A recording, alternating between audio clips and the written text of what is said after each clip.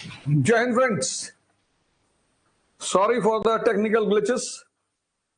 कुछ तकनीकी खराबियां चल रही हैं, पर कोई बात नहीं, वो समय के साथ ठीक हो जाएंगी। आपको टेंशन करने की कोई जरूरत नहीं है।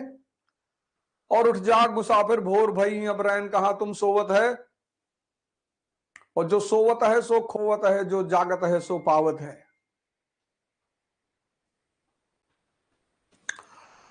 सारे लोग उठ जाएं। इस देश का भविष्य इस देश के युवाओं के हाथ में है।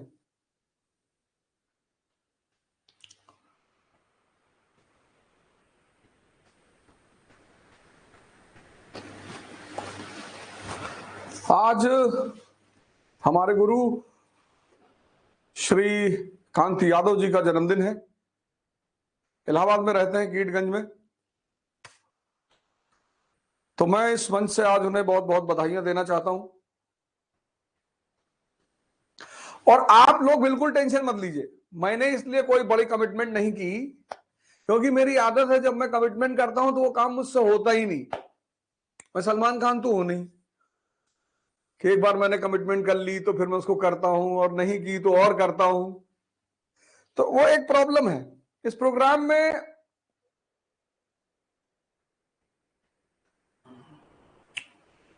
रिकॉर्डेड क्लास दे देंगे तो 5 बजे कोई क्लास नहीं करेगा, कोई रिकॉर्ड क्लास नहीं। जिस दिन की क्लास होगी उस दिन का डायग्राम देंगे, डायग्राम अपलोड करवा देंगे। भगवान की रहम रही तो, नहीं रही तो वो भी नहीं कराएंगे।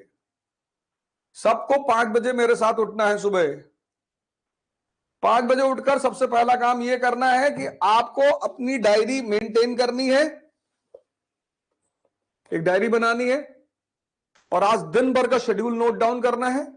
क्या करना है, कैसे करना है, ये डायरी में आपको नोट करना है। पूरा शेड्यूल, शेड्यूल के बाहर नहीं जाना है। आपके शेड्यूल में घूमना है, आपको घूमने जाना है। ऐसा भी नहीं है अपने शेड्यूल को आज का, टुमारो इज अ स्कैम, कल होता ही नहीं। आज करो, आज छोटा शेड्यूल बनाना है। 5 घंटा पढ़ेंगे, 6 घंटे पढ़ेंगे, इससे ज्यादा का नहीं बनाना है।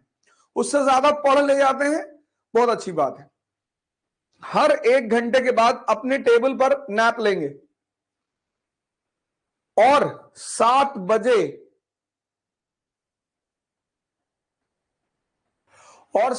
क्लास खत्म होगी। सभी लोग अपने माँ बाप को चरण स्पर्श करेंगे। जिनके माँ बाप उनसे दूर रह रहे हैं वो उनको फोन करेंगे। डेली माँ बाप का आशीर्वाद लेना, ये सारा खेल आशीर्वाद का है। तो क्लास आज इसलिए शुरू हुई क्योंकि मैंने कहा कि मेरे गुरु श्रीकांत यादव जी का आज जन्मदिन है। इलाहाबाद में रहते हैं, तो मैंने आज का शुभ दिन चुना इस प्रोग्राम को शुरू करने के लिए। टेंशन की कोई बात नहीं। मार्केट में बड़े ये जो कैपिटलिस्ट लॉबी है ना, कैपिटलिस्ट, तो ये किसी को भी जब देखती काम करते हुए तो उसको लगता है इसका बाजार मर रहा है। 501 रुपए में अगर बच्चों को पढ़ाओगे और सुबह उठाओगे तो रिजल्ट तो बढ़ने लगेगा। रिजल्ट बढ़ेगा तो कोई कोचिंग क्यों जाएगा। नुकसान किसका होगा, पूंजीपतियों का। तो जब पूंजीपतियों का नुकसान होगा तो मानी सी बात है, अफवाह उड़ाएंगे।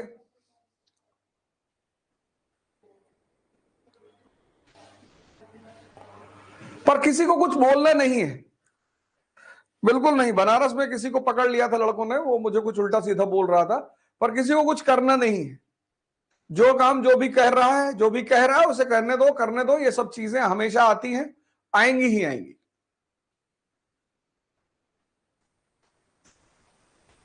नौजवान क्रांति पार्ट 2।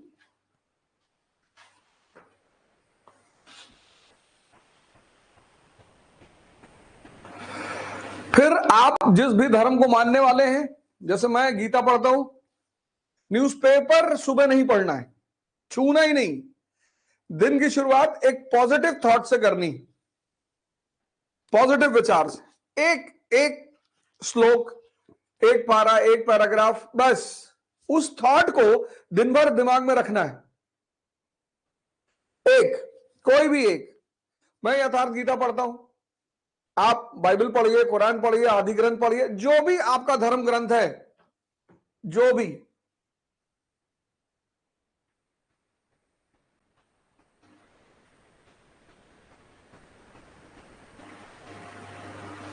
जो भी आपका धर्म ग्रंथ है, तो आज का शेड्यूल बनाना है, पूरा पूरे दिन का शेड्यूल के हिसाब से ही काम करना है। डायरी हमेशा साथ में रखना है, वो चेक करना है कि ये मेरा शेड्यूल है कि नहीं। घूमने का शेड्यूल है तो घूमने जाना है, छोटा शेड्यूल बनाना है। बड़ा कर ले जाते हैं तो बहुत अच्छा है, पर बड़ा करके छोटा नहीं कर पाएंगे तो डिप्रेशन पैदा होता है। ऐसा कोई काम नहीं करना है। और हम शुरुआत करेंगे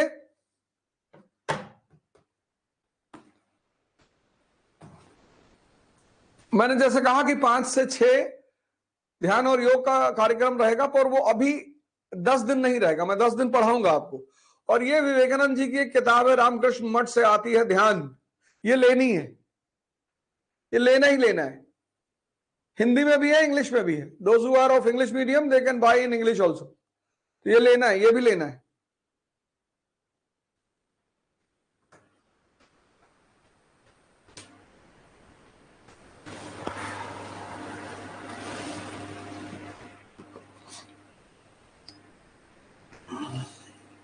अरे अभी से कोर्स की वैलिडिटी के चक्कर में काहे पढ़ो, पहले 10-20 दिन पढ़ो यार, देखो तो क्या हो रहा है। फिर पहली किताब जो हम लोग करेंगे वो ये वाली किताब है, मॉडर्न इंडिया, आधुनिक भारत बाय विपिन चंद्रा। इसका इंग्लिश वर्जन भी है। ये हम पहली किताब खत्म करेंगे यहां पर। बड़ी मस्त किताब।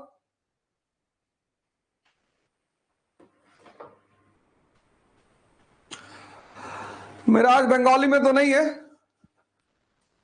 हिंदी और इंग्लिश में है।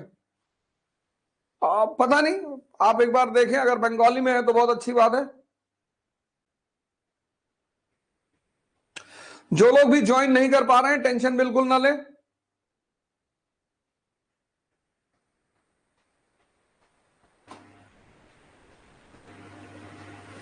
इवनिंग उवनिंग कोई क्लास शेड्यूल रूल तो कुछ चेंज नहीं करना, राय तो देना ही नहीं। सुबह 5 बजे क्लास होगी। मैं एक बार ऑप्शनल पढ़ा चुका हूं सुबह 4 बजे से, दिसंबर की ठंडक में। क्लास सुबह 5 बजे होगी, कोई रिकॉर्डिंग किसी को नहीं मिलेगी। 5 बजे क्लास में बैठना ही बैठना है, जितने लोग ज्वाइन कर रहे हैं।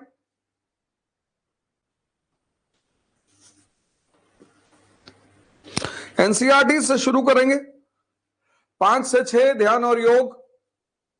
संभवतः दीपक आचार्य जी हमारे साथ जुड़ेंगे 5 बजे डेली। मैं भी रहूंगा आपके साथ योगा सेंटर में।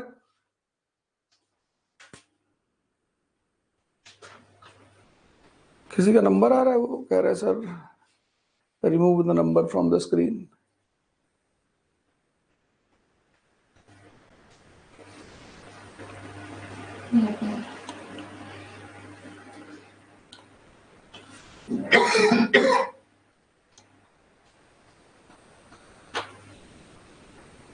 देखता हूँ सर।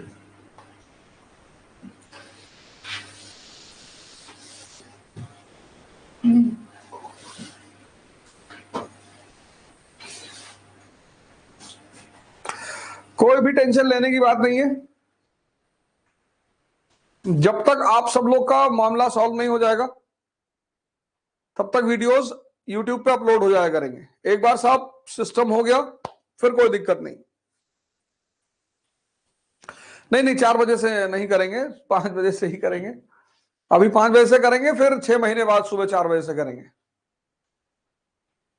सब नहाएंगे धोएंगे, बिल्कुल तैयार होकर रेडी होकर आएंगे। और कुछ बनने से पहले कुछ बनना पड़ता है, साधना करनी पड़ती है। माता पिता का आशीर्वाद लेंगे किताब का सेशन खत्म होने के बाद।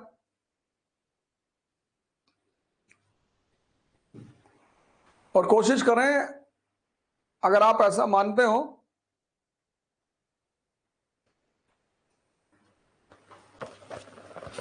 यह है बुक मॉडर्न इंडिया, बहुत जबरदस्त। इस बुक के खत्म होते होते बहुत सारी बातें आपको स्पष्ट हो जाएंगी, क्लियर हो जाएंगी।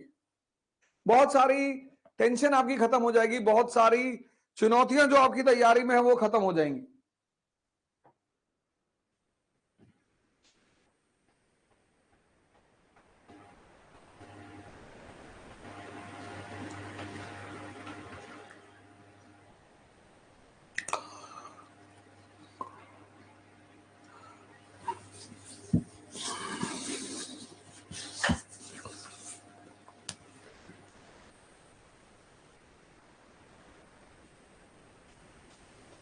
बीटेक वीटेक आप, और सबसे ज्यादा ये कोर्स सबके लिए है, लेकिन जो लोग 11 12th में हैं, जिनको अपनी तैयारी शुरू करनी है, उनको भी सूट करेगा ये।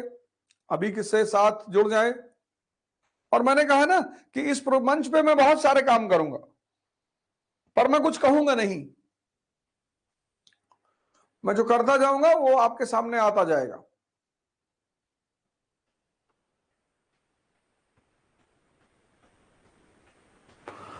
कोई लड़की कह रही स्क्रीन पे मेरा नंबर शो हो रहा है। अपने नंबर नेम में नंबर डाला होगा, इसलिए शो कर रहा है। हाँ, जय श्री कृष्णा। सर मैं तो राजस्थान पुलिस कांस्टेबल की तैयारी कर रहा हूं। बहुत अच्छी बात है।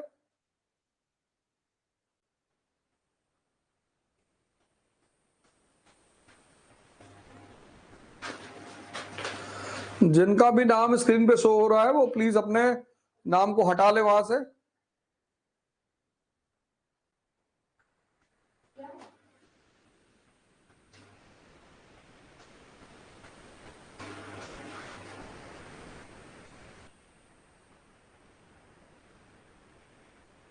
नोट्स वोट्स कुछ नहीं मिलेगा, वो सब कोई ड्रामा नहीं। नोट्स आप बनाएंगे, मैं पढ़ाऊंगा, आप अपने नोट्स खुद बनाएंगे।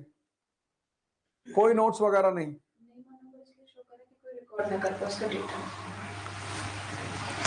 नेम और नंबर इसलिए शो कर रहा है कि कोई रिकॉर्ड ना करे, उसका डेटा आ जाएगा तुरंत। सस्पिशियस एक्टिविटीज,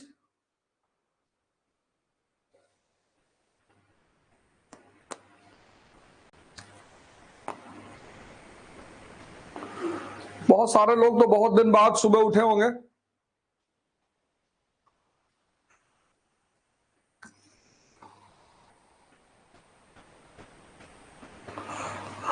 टेंशन मत लो, किसी की वैलिडिटी 14 दिन है, किसी की वैलिडिटी 20 दिन है।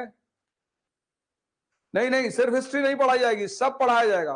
और हिस्ट्री हिंदी मीडियम है। वो जो मेरा कोर्स अपलोड है वो इंग्लिश मीडियम का है, वो टोटल इंग्लिश मीडियम है। ये बिलिंगुअल है, हिंदी इंग्लिश दोनों में पढ़ाएंगे।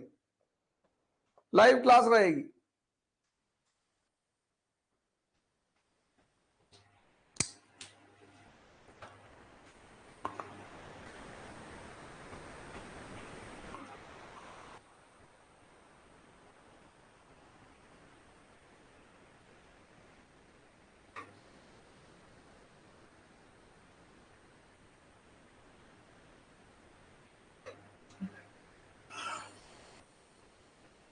मैं बताऊंगा कैसे कैसे नोट्स बनाना है, पर मैं नोट्स दूंगा नहीं। No commitment, unnecessary. वो धीरे धीरे जब कोर्स आगे बढ़ता जाएगा आपको पता चल जाएगा कि कोर्स नोट्स कैसे बनाना है, कैसे सिस्टमाइज करना है, कैसे क्वेश्चंस लिखने हैं।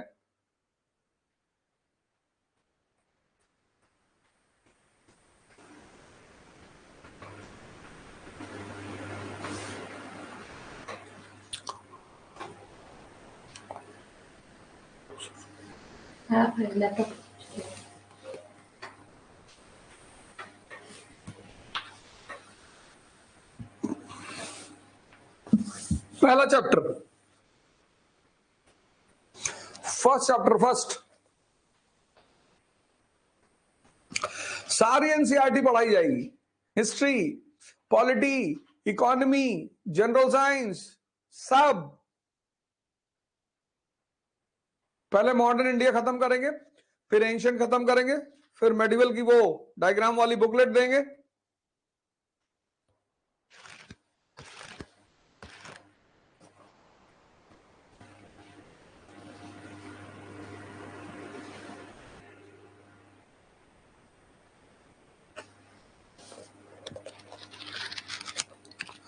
पहला चैप्टर 18th सेंचुरी इंडिया।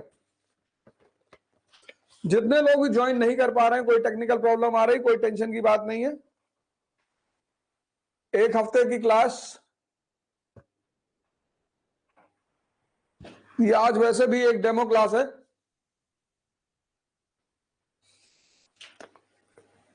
ये पहला चैप्टर है, 18th सेंचुरी इंडिया, 18वीं शताब्दी का भारत।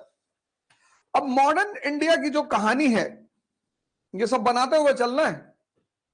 अब मॉडर्न इंडिया की जो कहानी है वो एक राष्ट्र के जन्म की कहानी है।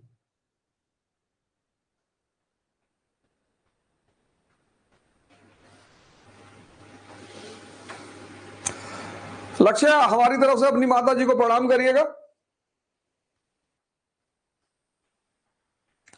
नहीं नहीं, मेडिवल का नोट्स नहीं, मेडिवल की बुक मिलेगी आपको, किताब पूरी डायग्रामाइज, रेखा चित्र बना हुआ, कुछ भी लिखा हुआ नहीं।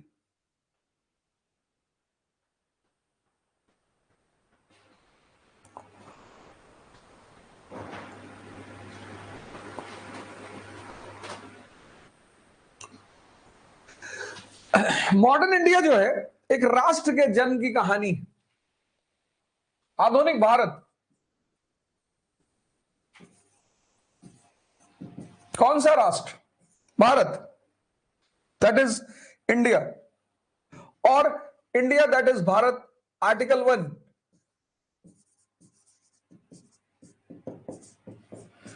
India that is Bharat, article 1।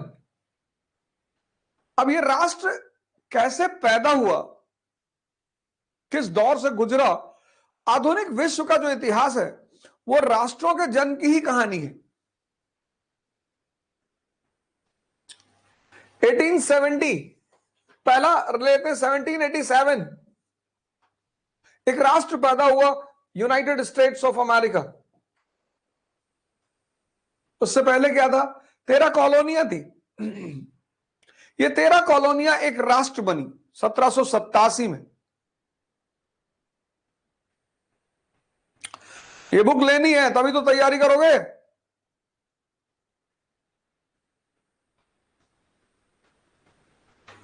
Jail से छूट के आए हो, पूछ रहे हो बुक लेनी है? किताब लेनी ही लेनी है।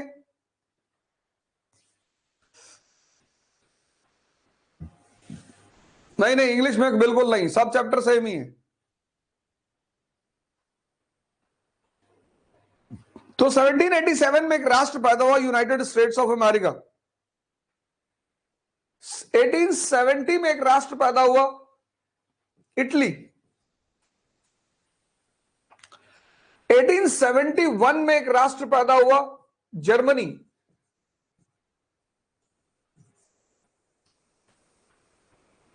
और 1947 में एक राष्ट्र पैदा हुआ, भारत।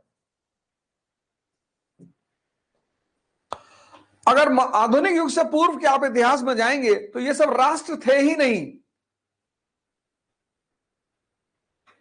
तो मॉडर्न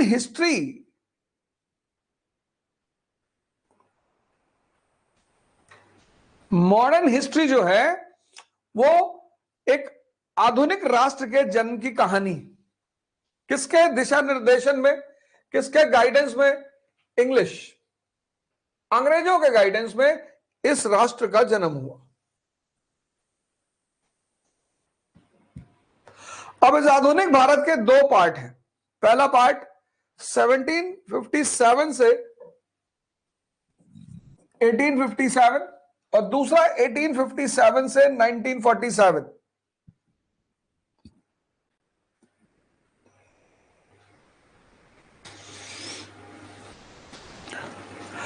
ये जो पार्ट है ये ईस्ट इंडिया कंपनी का पार्ट है। जब भारत ईस्ट इंडिया कंपनी का गुलाम बना,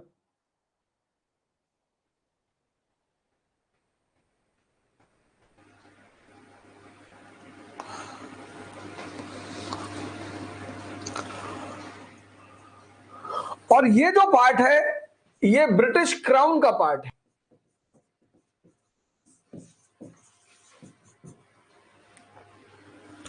इस पार्ट में राष्ट्रीय आंदोलन की शुरुआत हुई। क्यों हुई, कैसे हुई?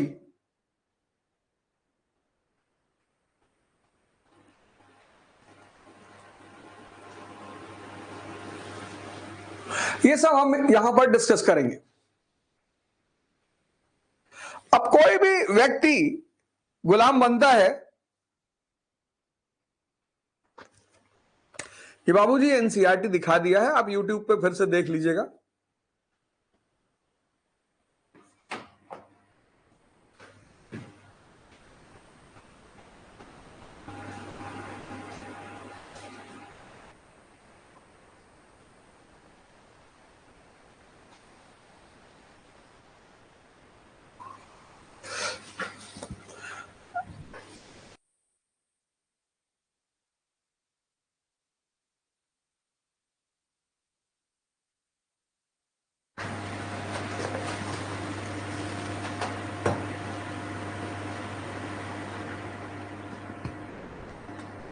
चैट बंद कर दो भैया। अरे वो ऊपर है नहीं क्रॉस, बस ठीक है। माइक ऑन कर दीजिए। तो अब जितने भी चैप्टर्स हैं, उस चैप्टर्स में जितनी हेडिंग्स हैं, हेडिंग बाय हेडिंग पढ़ेंगे, एक एक हेडिंग। तो पहली हेडिंग क्या है? मुगल साम्राज्य का पतन, डिक्लाइन ऑफ मुगल एम्पायर, 18वीं शताब्दी का भारत, ये पहला चैप्टर है। 18th सेंचुरी इंडिया, और इस सेंचुरी में जो सबसे बड़ी घटना घटी, ये पहला चैप्टर है। 18वीं शताब्दी का भारत, 18th सेंचुरी इंडिया। और इस शताब्दी में जो सबसे बड़ी घटना घटी वो ये थी कि भारत गुलाम बना, स्लेव।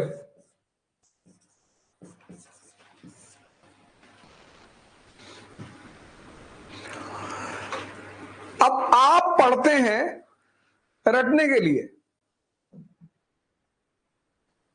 इसीलिए तो बहुत सारी परीक्षाओं में आपका सिलेक्शन नहीं हो रहा है। पहली अप्रोच ही गलत है। रटना है, तथ्यों को याद करना है, बिल्कुल नहीं। सब पूरे चैप्टर को समझना है और तथ्यों की प्रैक्टिस करनी है।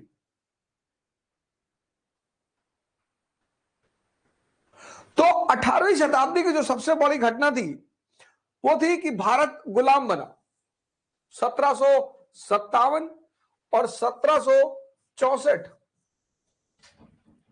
और यहीं से भारत में अंग्रेजी हुकूमत की शुरुआत।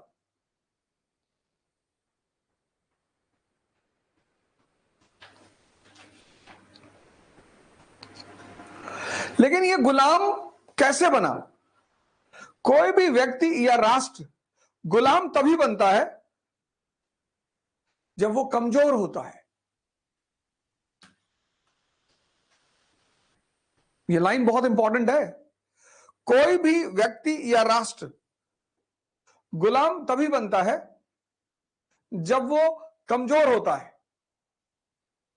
तो ये जो पहला चैप्टर है, अब जो भी चैप्टर हम पढ़ेंगे उसका पहले थीम निकाल लेंगे कि इस चैप्टर का थीम क्या है। इस चैप्टर को पढ़ने के बाद कौन सी पिक्चर बनेगी मेरे मन में, इसका इस्तेमाल करना है। यहां से पढ़ना है और यहां पर पिक्चर बनानी है।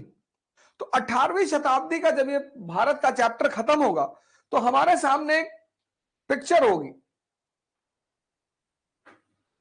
कि भारत की राजनीतिक दशा कैसी थी, पॉलिटिकल सिचुएशन।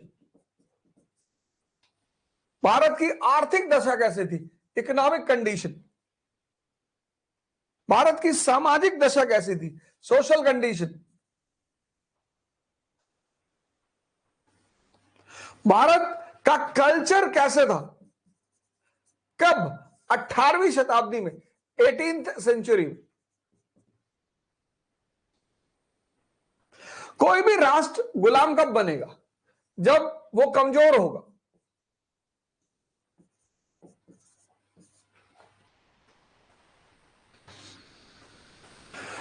तो अब 18वीं शताब्दी में भारत जब गुलाम बना, इसका मतलब भारत कमजोर रहा होगा।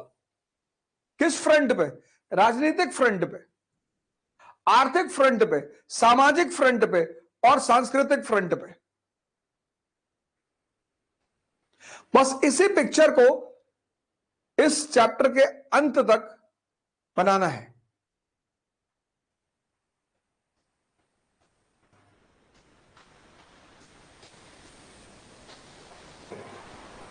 पहली हेडिंग, मुगल साम्राज्य का पतन, डिक्लाइन ऑफ मुगल्स। यह बड़ी घटना रही 18वीं शताब्दी की राजनीति में।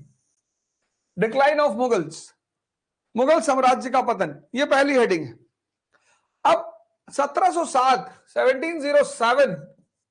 औरंगजेब की डेथ।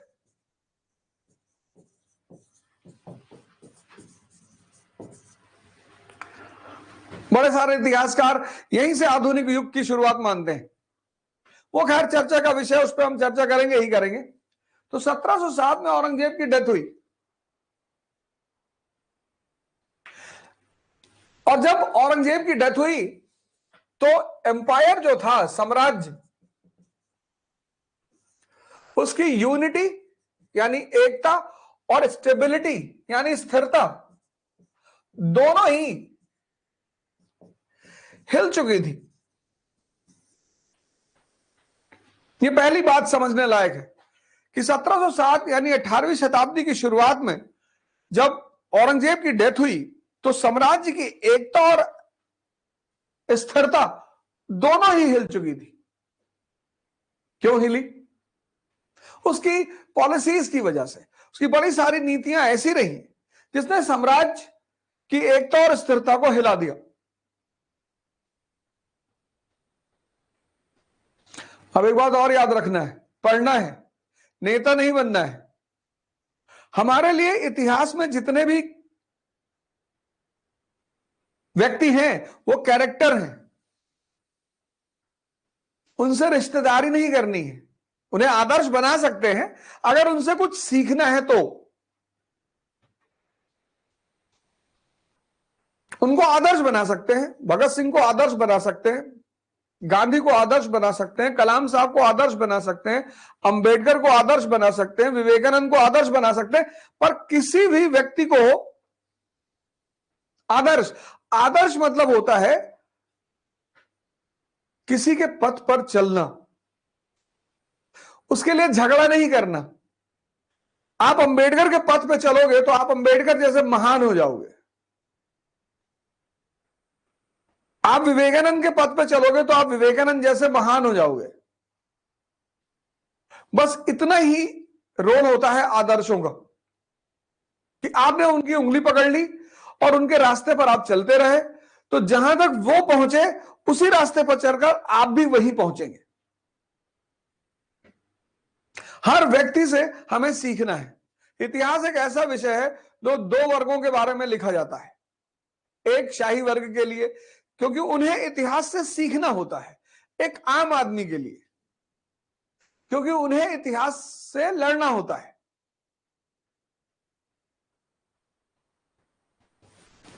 समझना है इस बात को? तो औरंगजेब हो सकता है कुछ मुसलमानों के लिए मुसलमान हो, आपके लिए नहीं है। आपके लिए शासक है। बहुत सारे हमारे मुसलमान भाई भावुक हो जाते हैं कि भैया बहुत अच्छा आदमी था। हाँ, बहुत अच्छा था। एक बार ऐसे उंगली डाल के छेद कर दिया था आसमान में। और बहुत सारे हिंदू भाई हैं जो उससे नाराज हो जाते हैं। ये सर बहुत उसने सर सब मंदिर तोड़ डाला सर उसने। हाँ, तो किसका विनाश किया? अपना ही तो किया। ये देखो,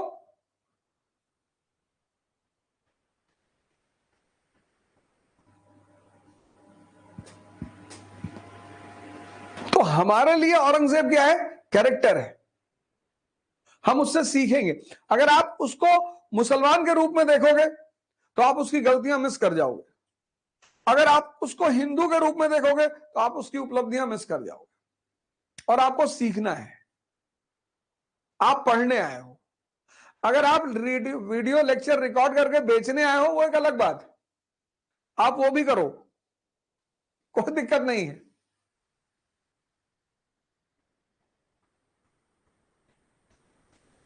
लेकिन जो लोग पढ़ने आए हैं उनका उद्देश्य है सीखना। तो 1707 में औरंगजेब की डेथ हुई और साम्राज्य की एकता और स्थिरता हिल गई। हिली क्यों? औरंगजेब की कुछ नीतियों की वजह से। कुछ नीतियों की वजह से मेडिवल इंडिया में आपको पता चलेगा, कुछ नीतियों की वजह से, औरंगजेब की कुछ नीतियों की वजह से। कौन सी नीति? दक्कन पॉलिसी, दक्कन की नीति।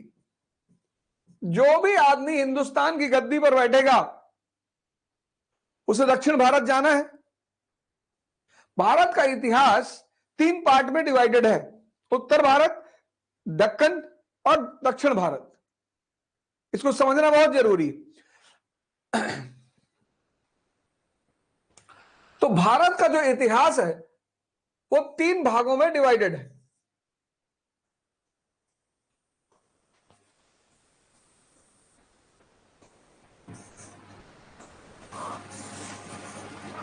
मैं तो बांग्लादेश और सब मिला लेता हूं। पाकिस्तान में मिला लेता हूं। तो भारत का इतिहास 3 पार्ट में है, 3। ये एक पार्ट है। ये नॉर्थ इंडिया का इतिहास है। यहां आपको सम्राट अशोक मिलेंगे, यहां आपको समुद्रगुप्त मिलेंगे, उत्तर भारत। उसके बाद एक इतिहास है दक्कन का। ये एरिया डेक्कन कहलाता है। महाराष्ट्र, तेलंगाना, आंध्रा, और फिर ये है साउथ इंडिया, दक्षिण भारत।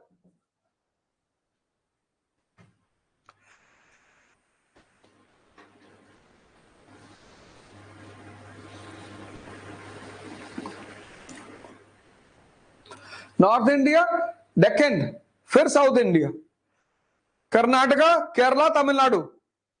अब ये जो इलाका है, ये मसालों का इलाका है, दक्षिण भारत। और मसाले की सबसे बड़ी डिमांड है यूरोप में, और मसाला बेचने के बदले हमें मिलता है सोना। हम बहुत पुराने मसाला व्यापारी हैं, हर जगह मसाला डालते हैं, चाहे वो खाना हो, चाहे किताब हो, चाहे साहित्य हो, मसाले के बिना हमारा चलता ही नहीं। इसीलिए भारत के लोगों की एक प्रवृत्ति है कि छोटी सी बात को बड़ा करके सुनाने की। मसाला हमारे जीवन का केंद्र है। कहते नहीं लोग, और गुरु कोई नई मसाला है, और आज मसाला खा रहे हैं। अब ये जो भी दक्कन, उत्तर भारत का शासक दक्षिण भारत आएगा, क्योंकि उसको मसाला के क्षेत्रों पर कब्जा रखना है, मसाले की डिमांड है यूरोप में। तो किस रास्ते से आएगा? वो दक्कन के रास्ते से आएगा। और ये टेरेन बहुत टफ है, यहां के लोग गुरिल्ला युद्ध लड़ते हैं। तो अब आप देखो कि सम्राट अशोक, समुद्रगुप्त, अलाउद्दीन खिलजी,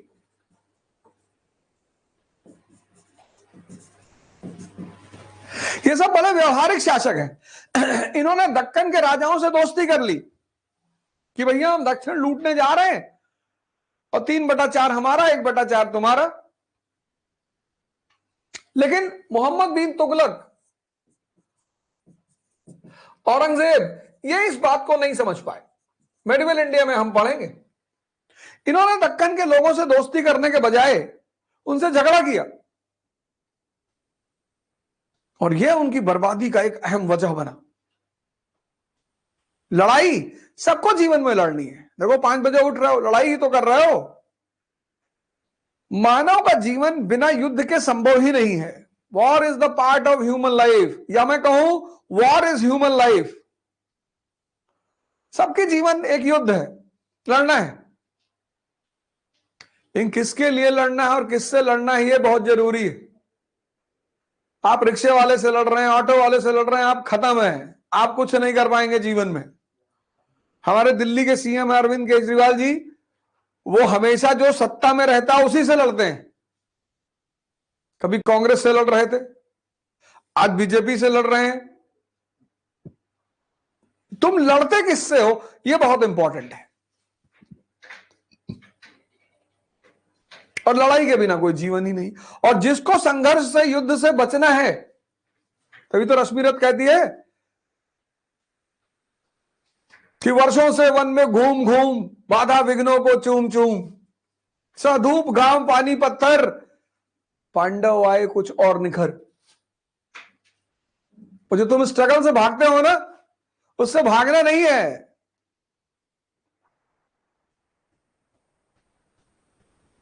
सौभाग्य न सब दिन सोता है, देखें आगे क्या होता है। वर्षों से वन में घूम घूम। तो अब ये जो नीति इन लोगों ने लगाई कि दक्षिण पर प्रभुत्व रखना है, दक्कन में दोस्ती रखनी है, औरंगजेब ने उस नीति को पलट दिया। मुगल साम्राज्य वैसे ही आर्थिक संकट से गुजर रहा था, और डेक्कन इसके लिए अल्सर बन गया। तो 1707 में कहानी यही थी कि 1707 में औरंगजेब की मृत्यु हुई, साम्राज्य की एकता और स्थिरता हिल गई। किस वजह से हिली? औरंगजेब की कुछ नीतियों की वजह से। उसमें प्रमुख नीति कौन सी है? दक्कन की नीति। लेकिन एनसीईआरटी यह भी कहती है कि इसके बावजूद मुगल प्रशासन, मुगल एडमिनिस्ट्रेशन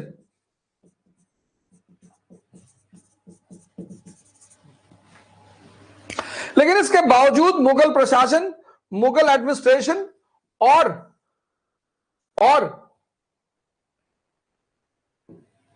मुगल आर्मी,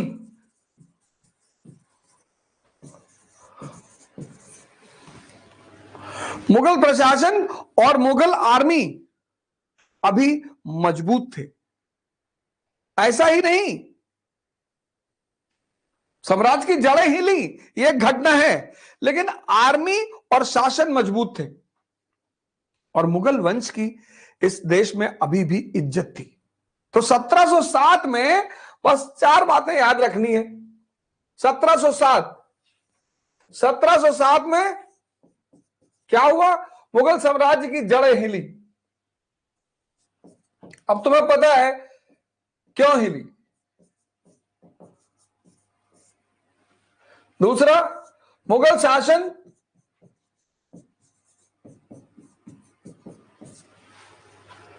मजबूत, मुगल सेना मजबूत,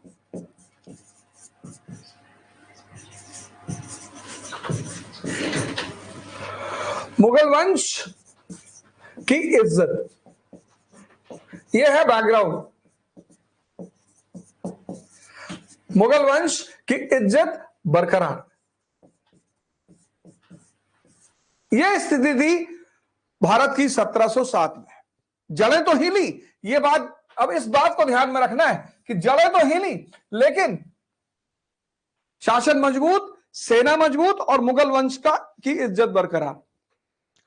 अब इस पृष्ठभूमि में, इस बैकग्राउंड में बहादुर शाह वन,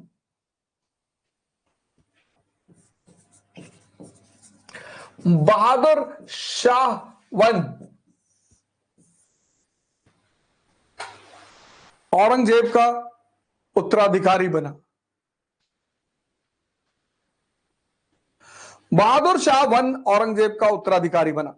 अब किसी भी राजा को पढ़ना है तो एक फार्मूला याद रखना है, P = P।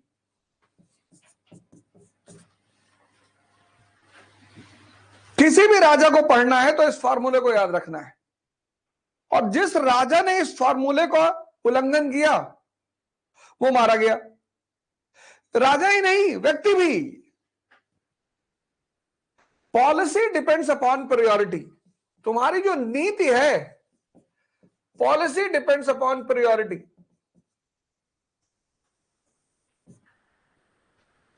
अब तुम्हारी जो नीति है वो प्राथमिकता के हिसाब से होनी चाहिए। अशोक, विभिन्नतावादी भारत पर उसका शासन है, कटक से अटक, गुजरात से नॉर्थ ईस्ट, तो उसकी नीति क्या है? धम्म। इसलिए तो महान है वो। जो व्यक्ति अपनी प्राथमिकता को ध्यान में रखकर नीति बनाएगा,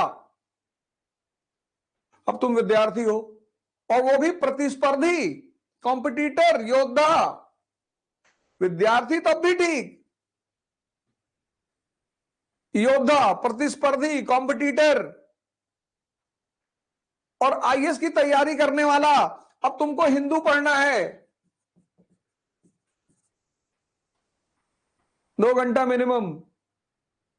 तुमको 6 घंटे की अपनी शेड्यूल की पढ़ाई करनी है, 8 घंटा, यानी पर डे ये 8 घंटा तुम्हें देना ही देना है, और बाकी 4-5 घंटा डिस्कशन करना, सोचना, वॉक करना, एक्सरसाइज करना, ध्यान करना। यानी तुम्हारा जीवन में जीने का भी समय नहीं है। और एक ही साल की बात होती है, मैक्सिमम 2, तो 2 साल इन्वेस्ट करके अगर जिंदगी का 80 साल अच्छा हो जाए तो यार एलआईसी से भी अच्छी पॉलिसी है।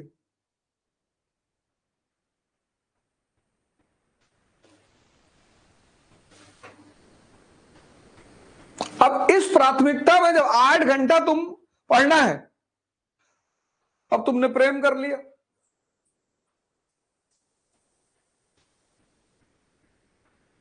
तो तुम्हारी प्राथमिकता ये थी नहीं। प्रेम गलत नहीं है, वो तुम्हारी प्राथमिकता नहीं थी। तुमने प्राथमिकता के विरोध में काम कर दिया, इसलिए तुम परेशान होने जा रहे हो। तुम प्रेम को दोष मत देना कि हमको लड़की बर्बाद कर दी, करती ही नहीं। जो जो एप्लीकेशन डालता है कि हमको बर्बाद कर दो, हमको बर्बाद कर दो, तो किसी किसी की इच्छा पूर्ति करती है। इसको बोलते हैं P = P। पॉलिसी किस पे डिपेंड करनी चाहिए? प्राथमिकता की। तुम्हें अपने जीवन की प्राथमिकताएं सेट करनी है, प्रायोरिटीज। अब बहादुर शाह के सामने चैलेंज क्या है? पहला चैलेंज,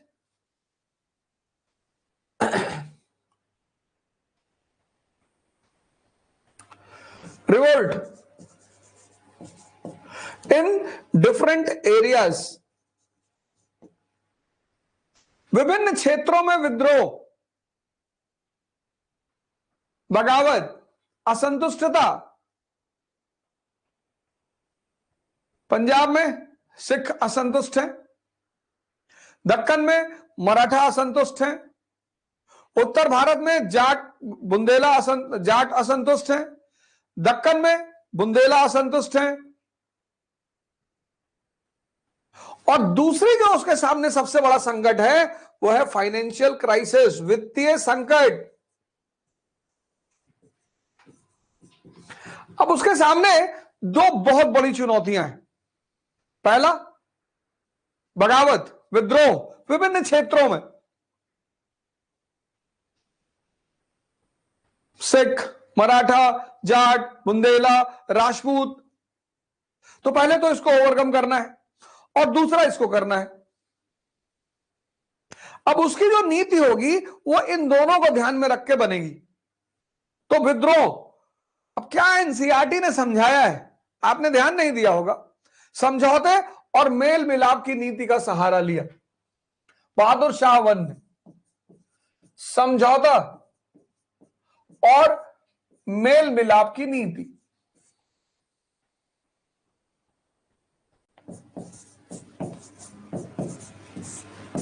समझौता और मेल मिलाप की नीति का सहारा लिया औरंगजेब ने।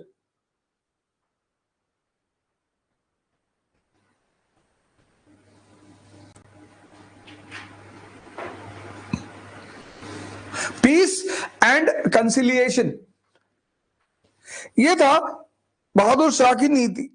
समझौता और मेल मिलाप, पीस एंड कंसिलिएशन। तो पहले देखते हैं Rajput, that is Hindu sardars and chiefs. इनके प्रति उसने क्या किया? अधिक सहिष्णुता की नीति। शब्दों पे ध्यान दीजिए, अधिक सहिष्णुता मतलब पूर्ण सहिष्णुता नहीं, अधिक सहिष्णुता। अधिक सहिष्णुता की नीति।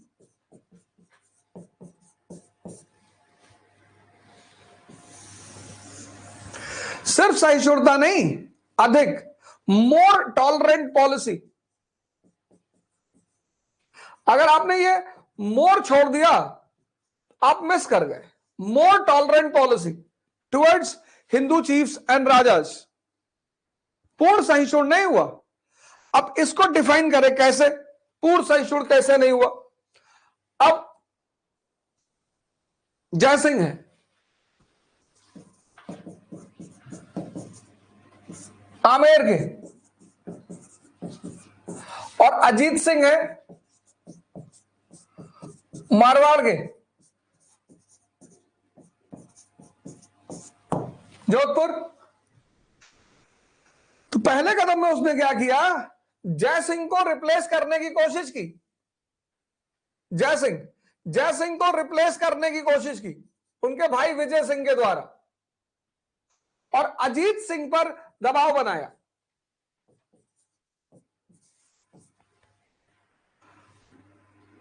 जय सिंह को इसने रिप्लेस करने की कोशिश की उनके भाई विजय सिंह के द्वारा।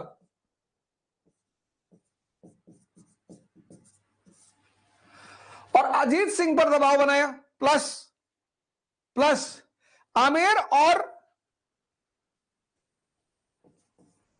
जोधपुर में फौजी डेरा, मिलिट्री गैरिसन,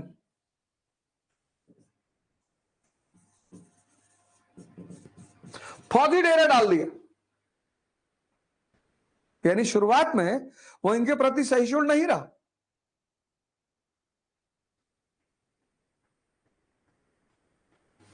वर्ड पे बड़ा ध्यान रखना है। ये देखो, अधिक सहिष्णु की नीति, अधिक सहिष्णुता की नीति, मोर टॉलरेंट पॉलिसी। तो जब कॉन्सेप्ट देंगे तो एविडेंस भी देंगे।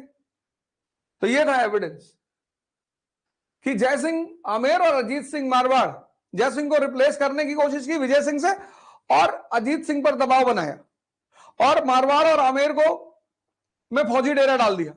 लेकिन इसको प्रतिरोध का सामना करना पड़ा, विरोध का सामना करना पड़ा, रेजिस्टेंस का सामना करना पड़ा। और राजपूत कौन है? मुगल साम्राज्य की रीढ़, स्पाइन। और परेशान तो ये है ही, साम्राज्य वित्तीय संकट से गुजर रहा है, चारों तरफ का विद्रोह देखना है इसने। तो फिर इसने जब इसे विरोध का सामना करना पड़ा तो इसने अपनी नीति बदली।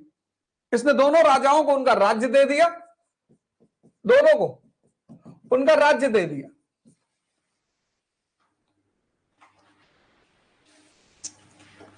लेकिन फिर भी राज्य तो दे दिया दोनों को, दोनों का उनका राज्य वापस कर दिया। लेकिन उनकी जो मांग थी मनसब की, उच्च मनसब, ये नहीं दिया। और सूबेदारी मालवा और गुजरात की, ये भी नहीं दिया। यानी कुल मिलाकर जो उसने राजपूतों के प्रति नीति अपनाई वो पूर्ण संतुष्टता की नीति नहीं दी।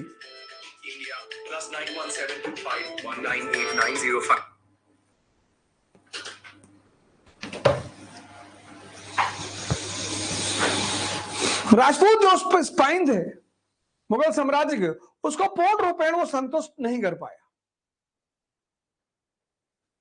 दूसरा टारगेट उसने बनाया मराठों को, मराठे उसके दूसरा टारगेट बने। और यहां उसने कौन सी पॉलिसी लगाई? Half hearted conciliation. शब्द देखो, हाफ हार्टेड कंसिलिएशन।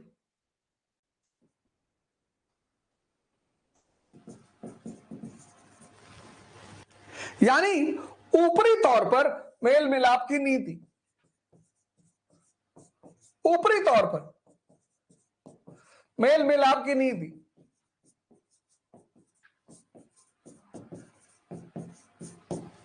ऊपरी तौर पर मेल मिलाप की नीति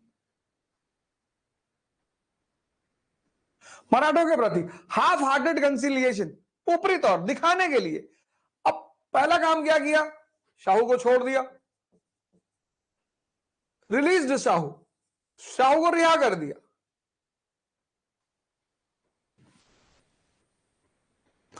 लेकिन मराठों को दक्कन की सरदेशमुखी दे दी, सरदेशमुखी दे दी। अब अगर सरदेशमुखी नहीं पता तो इसको इनबॉक्स करके यहां क्वेश्चन मार्क बना लो। किताबों को अंडरलाइन मत करो, अंडरलाइन करने से तुम्हें एहसास होता है कि तुमने पढ़ लिया है। इस शब्द का, इस चिन्ह का इस्तेमाल करो, ये चाबी की तरह है, इसका काम है दिमाग को में डालकर इसको खोलना। तो शाहू को तो रिलीज कर दिया,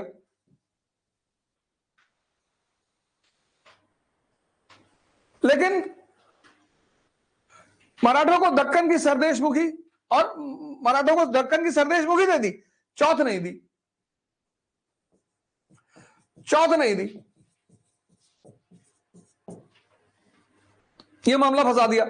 एक तरफ तो चौथ नहीं दी, दूसरी तरफ शाहू को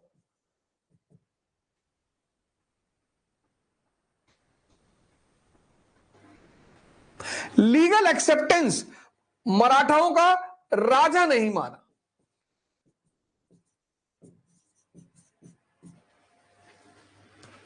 हाफ हार्टेड, ऊपरी तौर से मेल मिलाप की नीति दिखाने के लिए। तो शाहू को छोड़ दिया कि भाई ठीक है शाहू जा रहे, फिर और उन्हें दक्कन की सरदेशमुखी दे दी, चौथ नहीं दी। शाहू को मराठों का राजा नहीं माना। अब इससे क्या हुआ, जब उसने शाहू को मराठों का राजा नहीं माना तो इससे मराठों के बीच क्या हो गया, गृह युद्ध, सिविल वॉर। यानी औरंगजेब के समय जो अस्थिरता दक्कन में थी वो मौजूद रही। हिंदू सरदारों के प्रति पूर्ण संतुष्टता की नीति नहीं, मराठों के प्रति हाफ हार्टेड, ऊपरी तौर से। फिर सिखों के प्रति पीस, शांति की पॉलिसी, किसके साथ, गुरु गोविंद सिंह के साथ। गुरु गोविंद सिंह के साथ शांति समझौता किया, उनको मनसब भी दिए।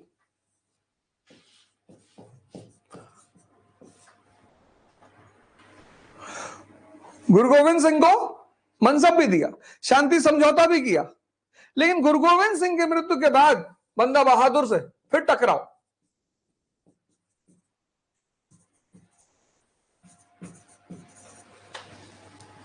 बंदा बहादुर से फिर टकराव, और सतलज से यमुना तक का इलाका बंदा बहादुर के नेतृत्व ने सिखों के प्रभाव में, लोहगढ़ का किला जो गुरु गोविंद सिंह ने बनाया था अंबाला के पास, उस पर कब्जा।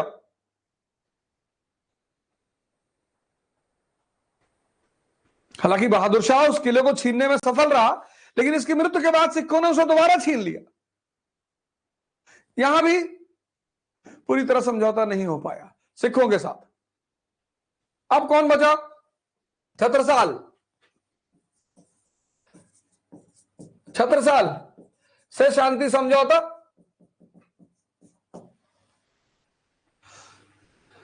बुंदेला शासक और चूड़ामन जाट राजा, इनसे भी शांति समझौता, और चूड़ामन की सहायता ली सिखों के खिलाफ।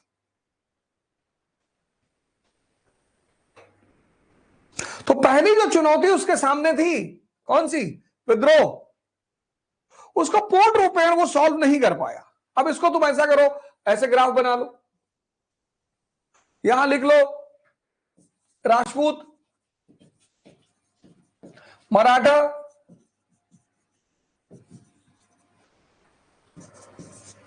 सिख, जाट और बुंदेला।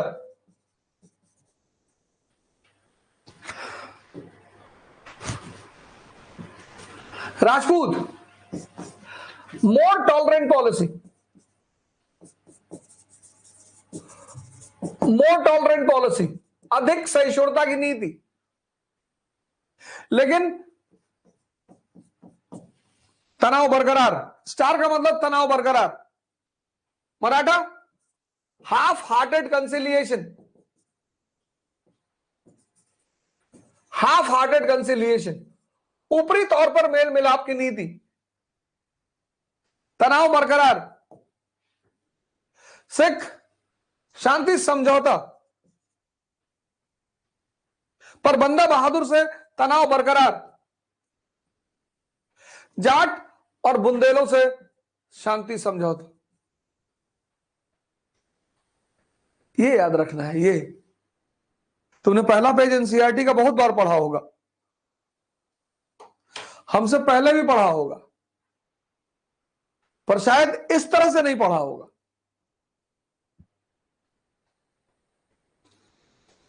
ये पिक्चर यहां बननी चाहिए। वर्षों से वन में घूम घूम, बाधा विघ्नों को चूम चूम, सधूप घाम पानी पत्थर, पांडव आए कुछ और निखर। सौभाग्य न सब दिन सोता है, देखें आगे क्या होता है।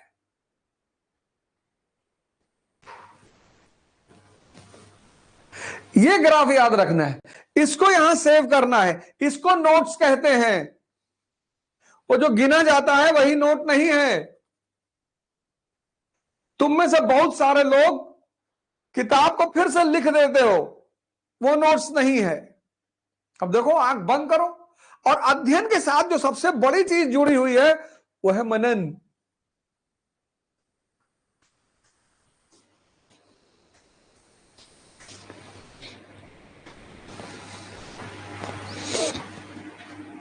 नहीं तो उल्टा सीधा जवाब दे दोगे किसी को, फिर भागे भागे घूमोगे। एक औरत ने अपनी आदमी से कहा,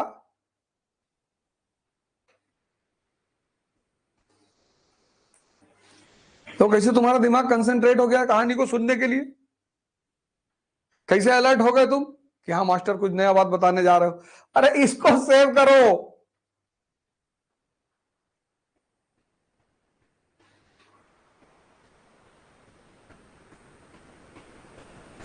कुछ लोग तो बहुत बेचैन हो गए, पर्दे बैठ गए कि लड़की वड़की की बात नहीं कर रहे हो, आज करेंगे ना, अभी करेंगे। अब तुम्हें यहीं पर रुकना है, एक इमेज बनानी है। 1707 औरंगजेब की डेथ, विद्रोह, वित्तीय संकट, विद्रोह से निपटने के लिए ये सारी नीतियां।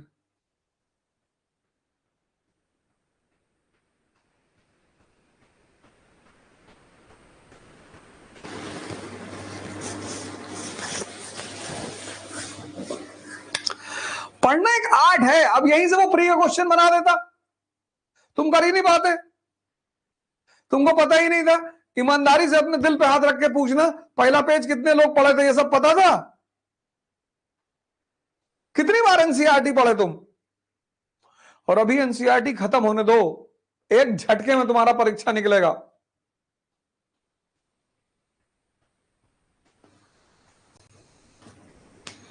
डॉक्टर कहता है कि रोग मत ठीक होने दो, मरीज मरीज नहीं है, क्लाइंट है। जब से लोगों ने सुना है कि मैं ये कर रहा हूं, पहले तो उन्हें आशा नहीं थी कि मैं करूंगा 501 रुपए में, जब उन्होंने देखा कि अरे ये तो डिक्लेयर कर दिया, अब एक्टिव हो गए। धोखा दिया बच्चों को।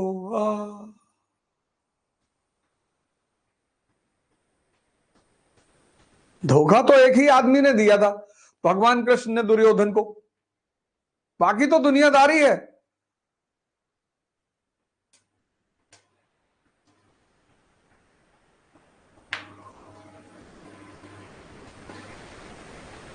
ध्यान करो मेरे साथ, योग करो, पढ़ो, सोचने की क्षमता का विकास करो। मैंने कहा ना, इस मंच से मैं बहुत नई नई चीजें करूंगा, सारी एनसीईआरटीयां पढ़ी जाएंगी। अब जिसने नहीं पढ़ा उसको ये डायग्राम बना के मैं अपलोड करवा दूंगा, अगर मेरा मन कहा तो। नहीं कहा तो वो भी नहीं कराऊंगा, कोई रिकॉर्डेड लेक्चर नहीं।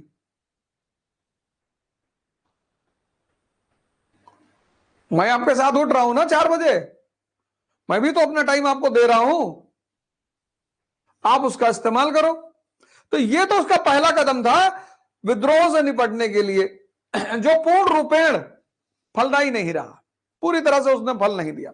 वित्तीय संकट के क्षेत्र में, वित्तीय संकट के क्षेत्र में और मामला गड़बड़ा गया। फाइनेंशियल क्राइसिस, फाइनेंशियल क्राइसिस चली रही थी औरंगजेब के टाइम से, और मैं कहूं शाहजहां के टाइम में शुरू हुई। वित्तीय संकट शाहजहां के टाइम में शुरू हुआ,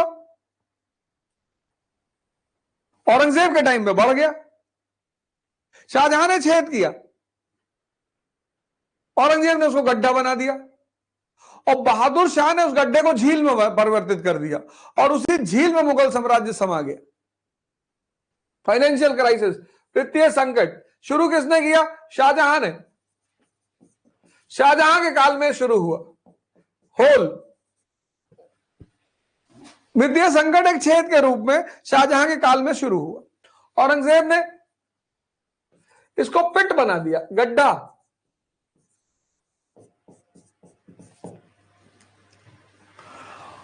और बहादुर शाह वन ने इस गड्ढे को एक लेक में परिवर्तित कर दिया, और इसी झील में मुगल साम्राज्य समा गया। लेक में कैसे परिवर्तित किया? अब यहां पे ऐसे क्वेश्चन मार्क लगा लो।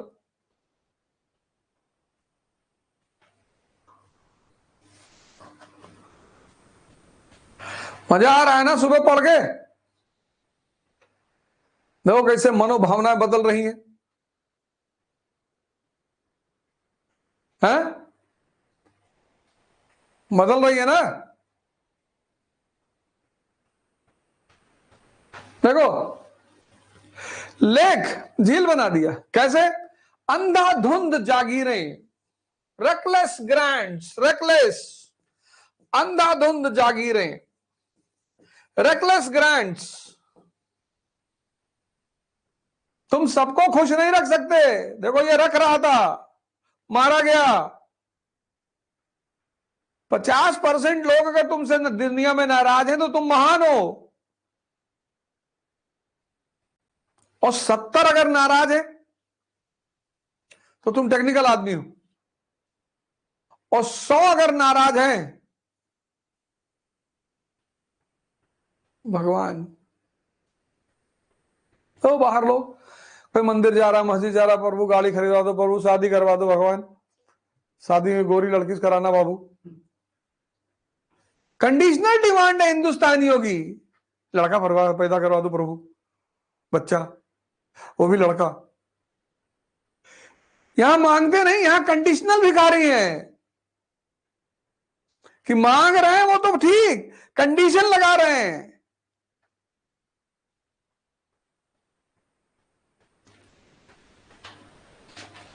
अंधाधुंध जागीरें, सबको खुश करने के लिए, जो जो दुखी था सबको, जो भी आया बोले जबलपुर तुम्हारा, कानपुर तुम्हारा, छिंदवाड़ा तुम्हारा, मालवा तुम्हारा, ले आओ।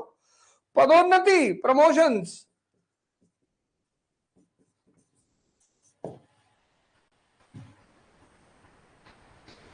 अंधाधुंध जागीरें, पदोन्नति।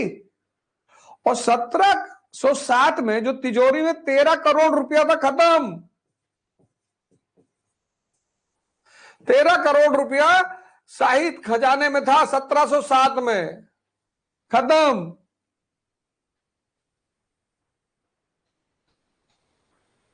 यानी साम्राज्य हो गया दिवालिया, फाइनेंशियल बैंकरप्ट।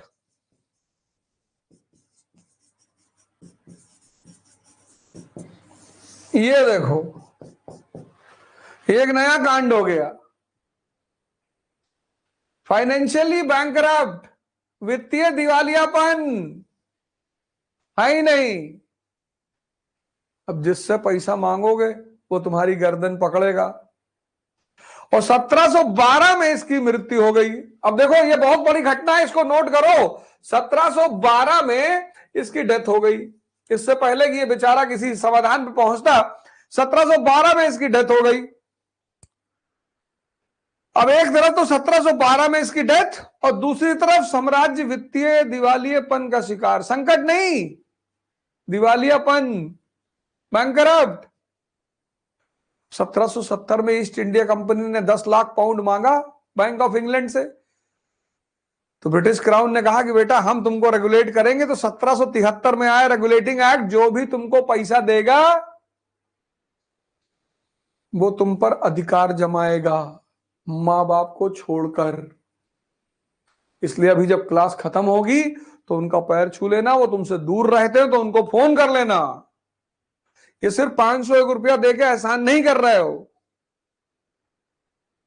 ये भी करना है। मां बाप को धन्यवाद देना है।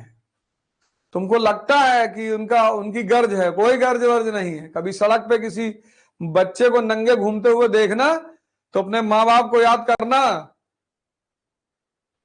कि पाल पोसे कम से कम इतना बड़ा तो कर दिए कि अब कुछ कर लो। नहीं तो अगर छोड़ दिए होते सड़क पे तब सोच के देखो क्या होता। इसलिए मां बाप का ऋण नहीं चुकाया जा सकता। उनकी फोटो ले आके मेज पे रख लो, ऊर्जा मिलती है। जब से तुम बॉलीवुड और हॉलीवुड के एक्टर और एक्ट्रेस की फोटो लगाने लगे तभी से तो डिप्रेशन में आए। भाई भगत सिंह की फोटो देखोगे ताव में आ जाओगे, अंबेडकर की फोटो देखोगे लगेगा पढ़ना है, विवेकानंद की फोटो देखोगे लगेगा ध्यान करना है। इन लोग की फोटो लगाओ, साथ में अपने मां बाप की भी लगा लो। अब तुम बॉलीवुड के हीरो की फोटो लगाए हो, कोई मुंह टेढ़ा किया हुआ खड़ा है, कोई आंख दबाए, ठीक है, अच्छे कलाकार है, उनकी कला की सम्मान किया जाना चाहिए, लेकिन ऊर्जा किससे मिलेगी? जिन्होंने दुनिया में कुछ अचीव किया है। महाराज अड़गड़ानंद का लगा लो, पंडित श्री श्री रविशंकर का लगा लो, सदगुरु का लगा लो, आशुतोष महाराज जी का लगा लो।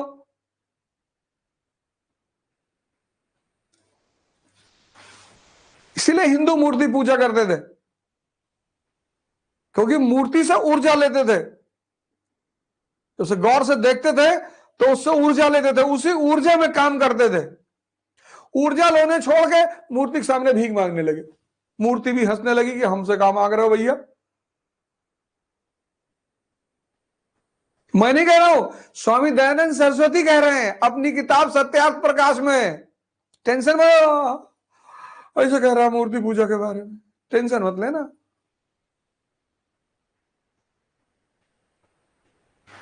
ये देखो, अब इस फाइनेंशियल बैंकरप्सी की वजह से एक नई घटना घट गई। कौन सी? मुगल राजनीति में एक नए तत्व का उदय हो गया। कौन सा तत्व? King maker. अब यहीं से एक और झटका मुगल राजनीति को, किंग मेकरों का उदय। बस वित्तीय संकट। अब जो सामान पैसा फंड करेगा वो कहेगा भैया हम बताएंगे क्या करना है, और किंग मेकर कभी ताकतवर आदमी को किंग नहीं बनाएगा, ये नियम है, नहीं तो किंग उसी को उठा के पलट देगा। तो जहांदार शाह और जुल्फिकार खान, यहीं से मुगल राजनीति में एक नए दौर की शुरुआत, एक और झटका। वित्तीय दिवालियेपन, फाइनेंशियल बैंकरप्सी के साथ एक नया दौर, जहांदार शाह और Zulfikar Khan.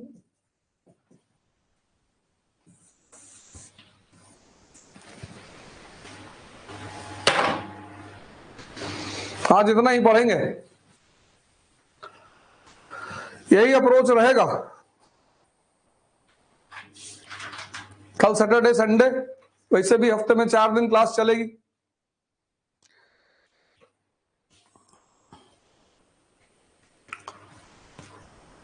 Monday, Tuesday, Wednesday, Thursday, 4 दिन, लेकिन 7 दिन पूरा योगा और ध्यान 7 दिन चलेगा। स्वामी करमवीर जी के आश्रम में कुछ टेक्निकल चीजें लगनी है। आचार्य दीपक वहां से आपसे कनेक्ट होंगे और आपको योग और ध्यान सुबह सुबह कराएंगे। खड़े हो जाइए सारे लोग।